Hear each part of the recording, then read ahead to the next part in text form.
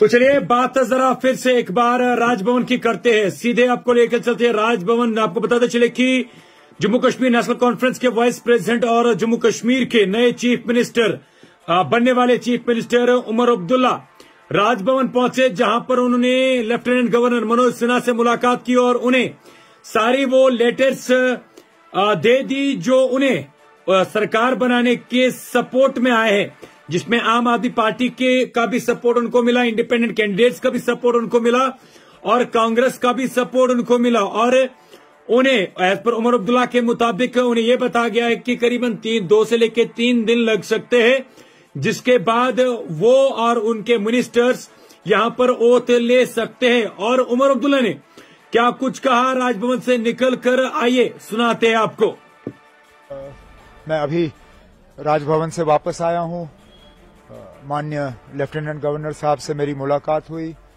मुलाकात के दौरान मैंने उन्हें नेशनल कॉन्फ्रेंस, कांग्रेस, सीपीएम, आम आदमी पार्टी और जिन इंडिपेंडेंट्स के तरफ से नेशनल कॉन्फ्रेंस को समर्थन की चिट्ठी मिली है, उन्हें उन चिट्ठियों को मैंने लेफ्टिनेंट गवर्नर साहब के हवाले किए और उनसे गुजारिश की कि जल्द से जल्द वो तारीख मुकर्रर करें ताकि यहाँ ओथ लिया जाए और लोगों की चुनी हुई हुकूमत जो है अपना काम संभाले। किस तारीख को सर ओथ सेरेमनी?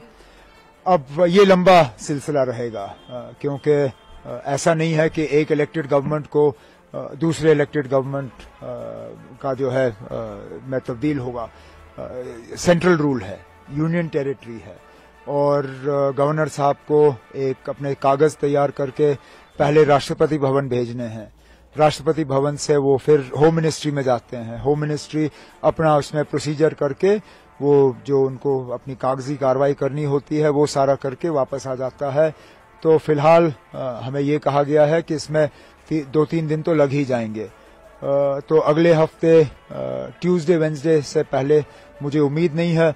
उम्मीद की जा रही है कि अगर ये सारा जल्दी हो जाता है तो वेंसडे को हम ओथ सेरेमनी यहाँ कर लेंगे। ऐसा कयास लगाया जा रहा था कि इंडिया अलायंस के तमाम बड़े नेता इस ओथ सेरेमनी में मौजूद रह सकते हैं, तो किन अब आप अभी वो आप फारूक साहब से बात करिए।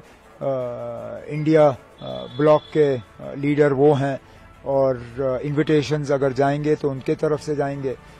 मुझे जिनको इनवाइट करना होगा वो अपने तरफ से मैं कल बैठ के उन्हें जो है दावत दूंगा। लेकिन फिलहाल तो अब ओथ की तैयारी हो रही है।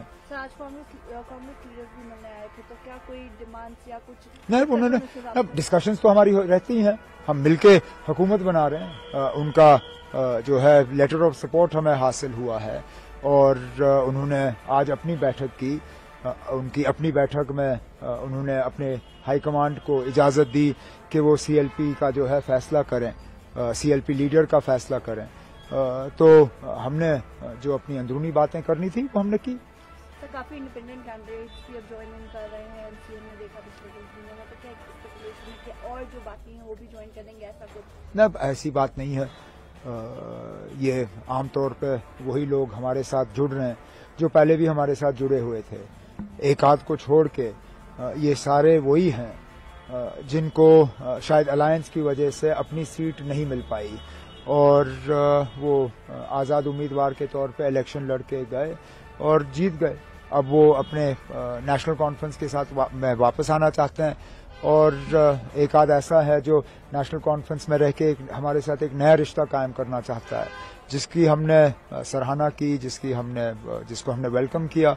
और इन्हें लोगों के वोट हासिल हुए क्योंकि लोगों की उम्मीदें हैं कि उनके इलाकों में काम होंगे और मेरा फर्ज बनता है कि उनके मैं जो है हाथ पकड़ के उनके इलाकों में उनकी मदद करूं। सर, एक आखिरी सवाल।